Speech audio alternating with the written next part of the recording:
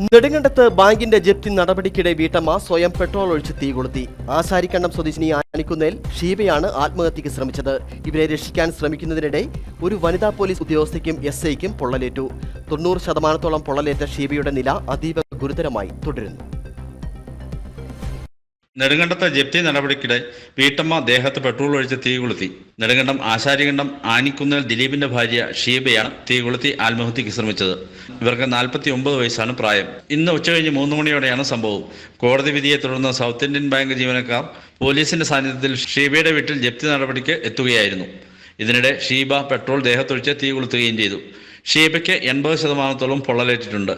ഇവരെ രക്ഷിക്കാൻ ശ്രമിക്കുന്നതിനിടെയാണ് grade SI Binoy Abraham, വനിതാ സിവിൽ പോലീസ് ഓഫീസർ T അമ്പിളി എന്നിവർക്കും പൊള്ളലേറ്റത്.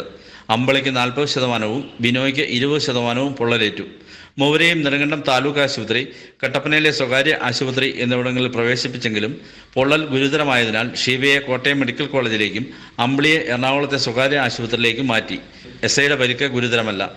സൗത്ത് ഇന്ത്യൻ ബാങ്ക് അധികൃതർ തൊടുപുഴ CGM കോടതിയുടെ ഉത്തരവുമായാണ് ഷീബയുടെ വീടും സ്ഥലവും ജപ്തി ചെയ്യുന്നതിനായി എത്തിയത്. ഷീബയും കുടുംബവും സ്ഥലം വാങ്ങുന്നതിന് മുമ്പ് ഉണ്ടായിരുന്ന ഉടമ നെടുങ്കണ്ടം സൗത്ത് ഇന്ത്യൻ ബാങ്കിൽ നിന്നും 25 ലക്ഷം രൂപ വായ്പ എടുത്തിരുന്നു. ഈ തുക നിലനിർത്തിയാണ് സ്ഥലം വാങ്ങിയത്. നിലവിൽ പലിശയും കൂട്ടുപലിശയും ചേർത്ത് 63 ലക്ഷം രൂപയുടെ ബാധ്യതയാണ് ഉള്ളതെന്ന് പോലീസ് പറഞ്ഞു.